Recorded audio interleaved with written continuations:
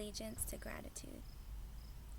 There was a time, not so long ago, when my morning ritual was to rise before dawn and start the oatmeal and coffee before waking the girls. Then I would get up to feed the horses before school. That done, I would pack lunches, find lost papers, and kiss pink cheeks as the school bus chugs up the hill, all before filling bowls for the cats and dog, finding something presentable to wear, and previewing my morning lecture as I drove to school. Reflection was not a word frequently on my mind those days. But on Thursdays, I didn't have a morning class and could linger a little, so I would walk to the pasture, and at the top of the hill I'd start the day properly, with birdsong and shoes soaked in dew, and the clouds still pink with sunrise over the barn, a down payment of debt of gratitude. One Thursday, I was distracted from the robins and new leaves by a call I received from my 6th grade daughter's teacher the night before. Apparently, my daughter had begun refusing to stand with the class for the Pledge of Allegiance. The teacher assured me she wasn't being disruptive, really, or misbehaving, but just sat quietly in her seat and wouldn't join in. After a couple of days, other students began following suit, so the teacher was calling just because I thought you'd like to know. I remember how that ritual used to begin my day, too, from kindergarten through high school. Like the tap of the conductor's baton, it gathered our attention from the hubbub of the school bus and the jostling hallway. We would be shuffling our chairs and putting lunch boxes away in the cubbies when the loudspeaker grabbed us by the collar. We stood beside our desks facing the flag that hung on a stick at the corner of the blackboard, as ubiquitous as the smell of floor wax and school paste.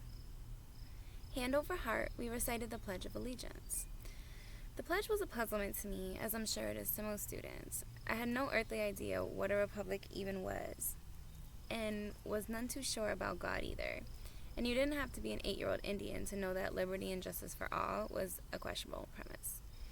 But during school assemblies, when 300 voices all joined together, all those voices, in measured cadence, from the gray-haired school nurses to the kindergartners, made me feel part of something. It was as if for a moment our minds were one. I could imagine then that if we all spoke for that elusive justice, it might be within our reach. From where I stand today, though, the idea of asking school children to pledge loyalty to a political system seems exceedingly curious, especially since we know full well that the practice of recitation will largely be abandoned in adulthood, when the age of reason has presumably been attained. Apparently, my daughter had reached that age, and I was not about to interfere. "Mom, I'm not going to stand there and lie," she explained. "And it's not exactly liberty if they force you to say it, is it?" She knew different morning rituals, her grandfather's pouring of coffee on the ground, and the one I carried out on the hill above our house, and that was enough for me.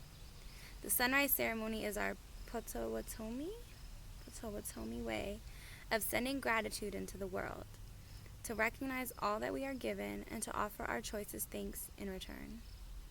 Many native peoples across the world, despite myriad cultural differences, have this in common. We are rooted in cultures of gratitude.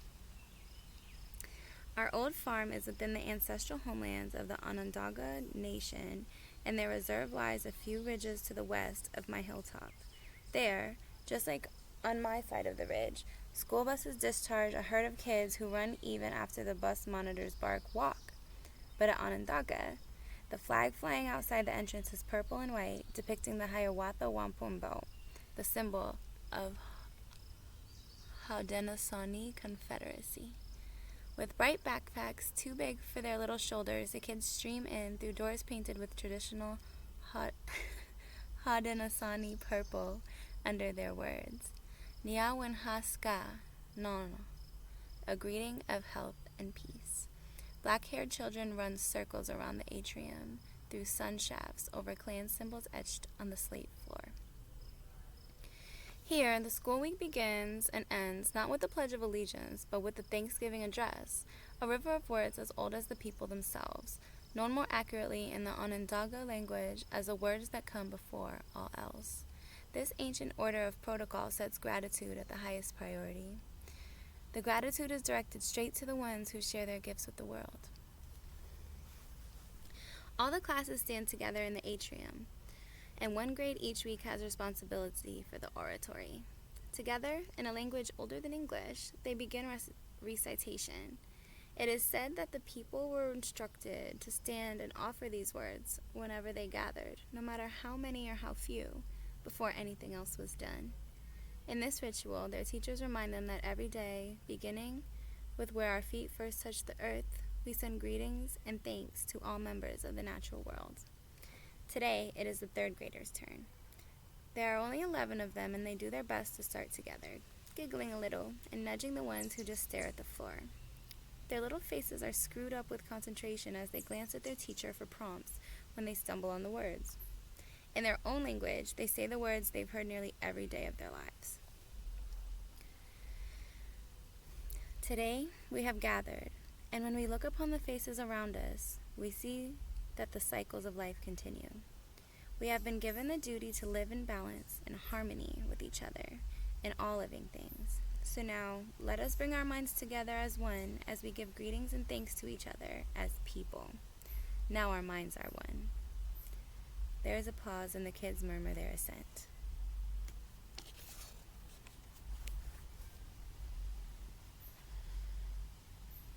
We are thankful to our mother, the earth, for she gives us everything that we need for life. She supports our feet as we walk about upon her. It gives us joy that she still continues to care for us, just as she has from the beginning of time. To our mother, we send thanksgiving, love, and respect. Now our minds are one. The kids sit remarkably still, listening. You can tell they've been raised in the longhouse. The pledge has no place here. Onondaga is a sovereign territory, surrounded on every side by the republic for which it stands, but outside the jurisdiction of the United States.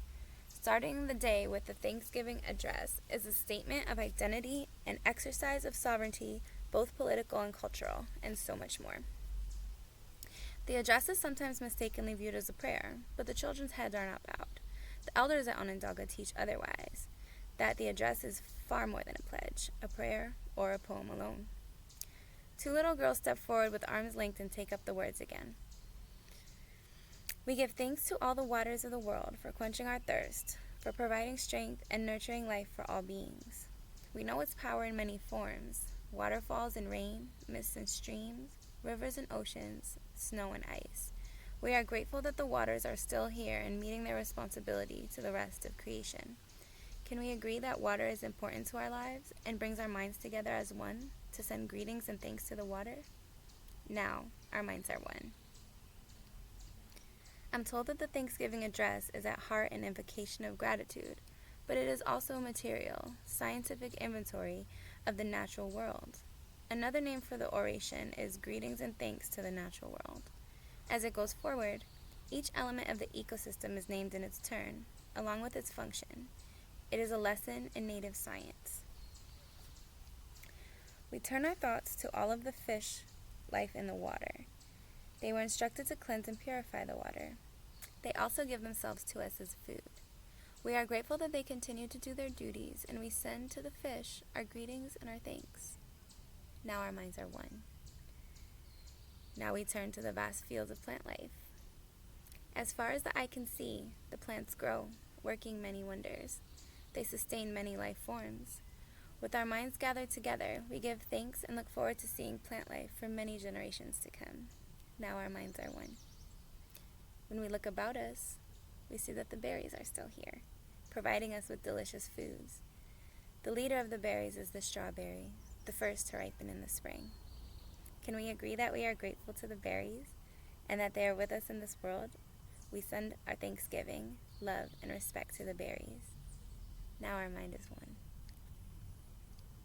I wonder if the kids here who, like my daughter, rebel, who refuse to stand and say thank you to the earth. If so, it seems hard to argue with gratitude for berries. With one mind, we honor and thank all the food plants we harvest from the garden, especially the three sisters who feed the people with such abundance. Since the beginning of time, the grains, vegetables, and beans, as well as the fruit, has helped people survive. Many other living things draw strength from them as well. We gather together in our minds all the plant foods and send them a greeting and thanks.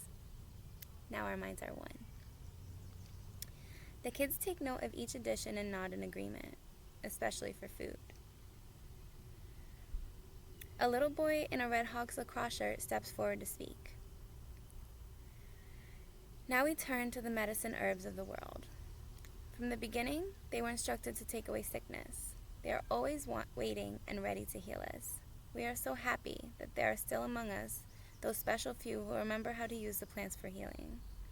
With one mind, we send thanksgiving, love, and respect to the medicines and the keepers of the medicines. Now our minds are one. Standing around us, we see all the trees. The earth has many families of trees, who each have their own instructions and uses. Some provide shelter and shade, others fruit and beauty, and many useful gifts. The maple is the leader of the trees, to recognize its gift of sugar when the people need it most. Many peoples of the world recognize a tree as a symbol of peace and strength. With one mind, we greet and thank the tree of life. Now our minds are one. The address is, by its very nature of greetings to all who sustain us, long, but it can be done in abbreviated form or in long and loving detail. At the school, it is tailored to the language skills of the children speaking it. Part of its power surely rests in the length of time it takes to send the greetings and thanks to so many. The listeners reciprocate the gifts of the speaker's words with their attention, and by putting their minds into a place where gathered minds meet. You could be passive and just let the words and the time flow by. But each call asks for the response. Now our minds are one. You have to concentrate. You have to give yourself to the listening. It takes effort, especially in a time when we are accustomed to sound bites and immediate gratification. When the long version is done at joint meetings with non-native buildings or government officials, they often get a little fidgety, especially the lawyers. They want to get on with it, their eyes darting around the room, trying so hard not to look at their watches. My own students profess to cherish the opportunity to share this experience at the Thanksgiving address, and yet it never fails that one or a few comment that it goes on too long. Poor you, I sympathize. What a pity that we have so much to be thankful for. We gather our minds together to send our greetings and thanks to all the beautiful animal life in the world who walk about with us. They have many things to teach us as people. We are grateful that they continue to share their lives with us and hope that it will always be so. Let us put our minds together as one and send our thanks to the animals. Now our minds are one. Imagine raising children in a culture in which gratitude is the first priority. Frida Jacques works at the Onondaga National School. She is a clan mother, the school community liaison, and is a generous teacher. She explains to me that the Thanksgiving address embodies the Onondaga relationship with the world. Each part of creation is thanked in turn for fulfilling its creator-given duty to others. It reminds you that every day you have enough, she says, more than enough. Everything needed to sustain life is already here. When we do this every day, it leads us to an outlook of contentment and respect for all of creation. You can't listen to the Thanksgiving address without feeling wealthy. And while expressing gratitude seems innocent enough, it is a revolutionary idea. In a consumer society, contentment is a radical proposition.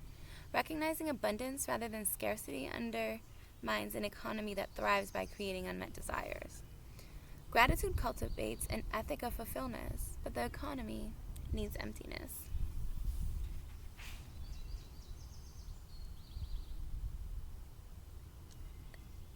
The Thanksgiving address reminds you that you already have everything you need. Gratitude doesn't send you out shopping to find satisfaction. It comes as a gift rather than a commodity, subverting the foundation of the whole economy. And that's good medicine for the land and people alike. We put our minds together as one and thank all the birds who move and fly about over our heads. The Creator gave them the beautiful gift of songs. Each morning they greet the day with their songs, and they remind us to enjoy and appreciate life. The eagle was chosen to be their leader and to watch over the world.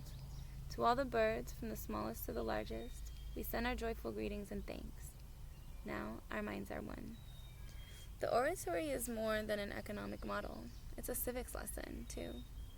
Frida emphasizes that hearing the Thanksgiving address every day lifts up models of leadership for the young people. The strawberry as leader of the berries, the eagle as leader of the birds. It reminds them that much is expected of them eventually. It says this is what it means to be a good leader, to have vision, and to be generous.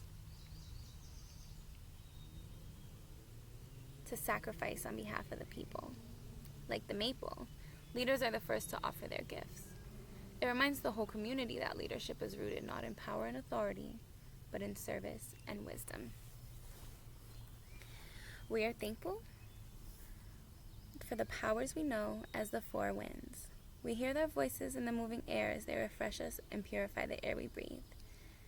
They help to bring the change of seasons. From the four directions they come, bringing us messages and giving us strength. With one mind, we send our greetings and thanks to the four winds. Now our minds are one. As Frida says, the Thanksgiving address is a reminder we cannot hear too often, that we human beings are not in charge of the world, but are subject to the same forces as all of the rest of life. For me, the cumulative impact of the Pledge of Allegiance, from my time as a schoolgirl to my adulthood, was the cultivation of cynicism and a sense of the nation's hypocrisy, not the pride it was meant to instill. As I grew to understand the gifts of the earth, I couldn't understand how love of country could omit recognition of the actual country itself. The only promise it requires is to a flag. What of the promises to each other and of the land? What would it be like to be raised on gratitude? To speak to the natural world as a member of the democracy of species? To raise a pledge of interdependence? No declarations of political loyalty are required, just a response to a repeated question. Can we agree to be grateful for all that is given? In the Thanksgiving address, I hear respect toward all our non-human relatives, not one political entity, but to all life. What happens to nationalism, to political boundaries, when allegiance lies with winds and waters that know no boundaries, that cannot be bought or sold? Now we turn to the west, where our grandfathers, the thunder beings, live. With lightning and thundering voices, they bring with them the water that renews life. We bring our minds together as one to send greetings and thanks to our grandfathers, the thunderers. We now send greetings and thanks to our eldest brother, the sun. Each day without fail, he travels the sky from east to west, bringing the light of a new day. He is the source of all the fires of life. With one mind, we send greetings and thanks to our brother, the sun. Now our minds are one.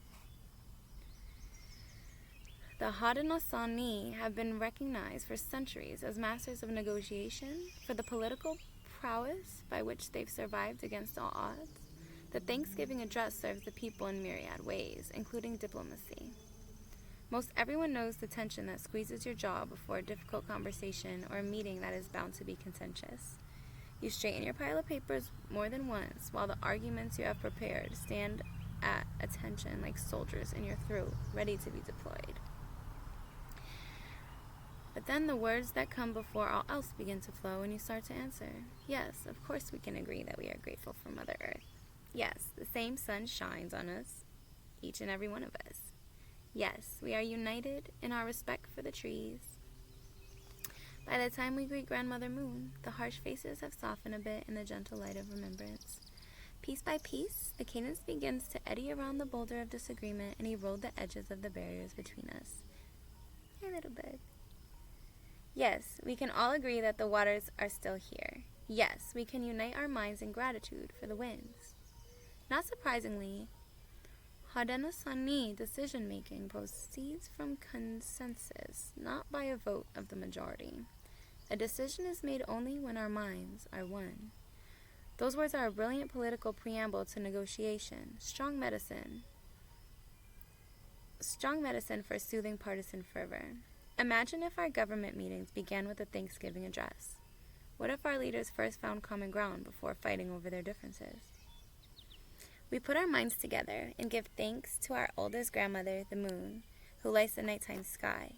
She is a leader of women all over the world, and she governs the movement of the ocean tides. By her changing face, we measure time, and it is the moon who watches over the arrival of children here on earth. Let us gather our thanks for Grandmother Moon together in a pile, layer upon layer of gratitude, and then joyfully fling that pile of thanks high into the night sky that she will know. With one mind, we send greetings and thanks to our grandmother, the moon. We give thanks to the stars who are spread across the sky like jewelry. We see them at night, helping the moon to light the darkness and bring dew to the gardens and growing things. When we travel at night, they guide us home. With our minds gathered as one, we send greetings and thanks to all the stars. Now our minds are one.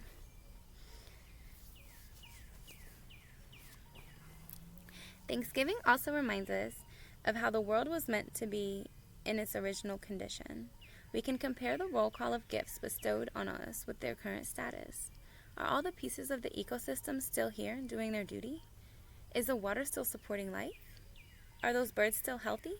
When we can no longer see the stars because of light pollution, the words of Thanksgiving should awaken us to our loss and spur us to restorative action.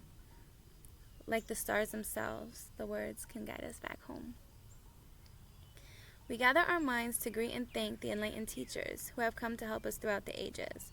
When we forget how to live in harmony, they remind us of the way we were instructed to live as people. With one mind, we send greetings and thanks to these caring teachers. Now our minds are one. My food is burning, but I'm going to keep reading. While there is a clear structure and progression to the oratory, it is usually not recited verbatim or exactly the same by different speakers. Some renditions are low murmurs, barely discernible. Some are nearly songs.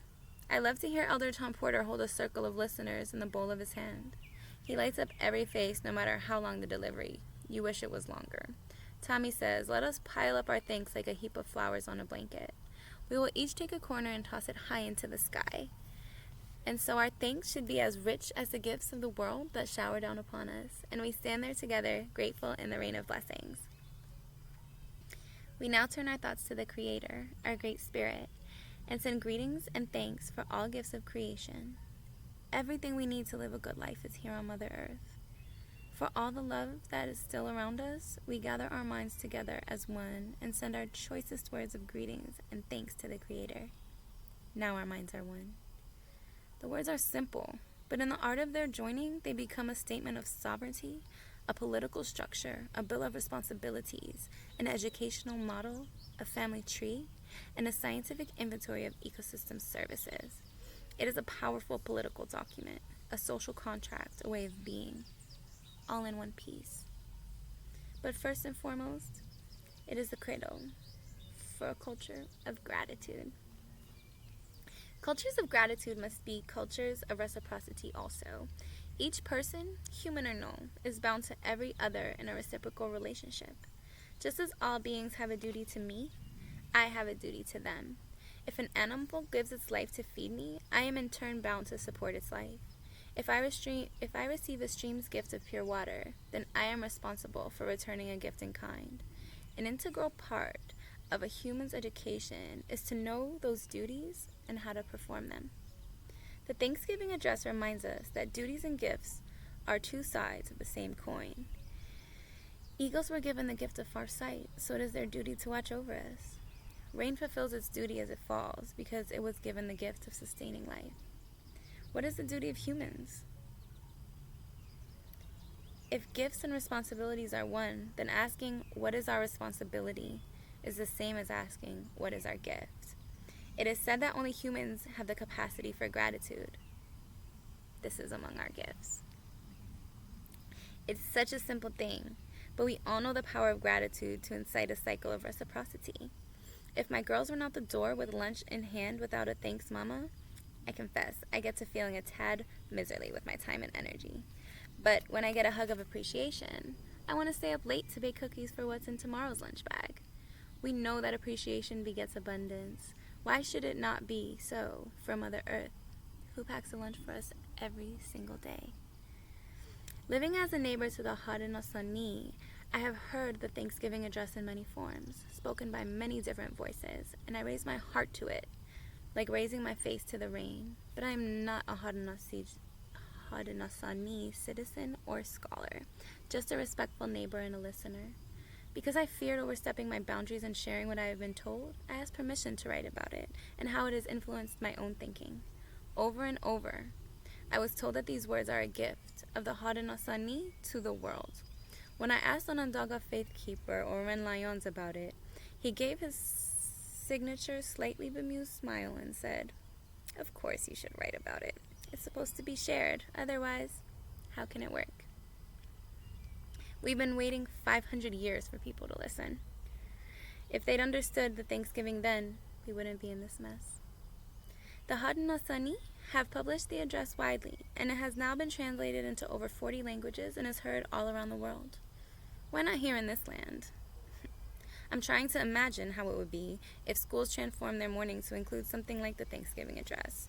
I mean, no disrespect for the white-haired veterans in my town who stand with their hand on their heart as the flag goes by, whose eyes fill with tears as they recite the pledge in raspy voices. I love my country too, and its hopes for freedom and justice.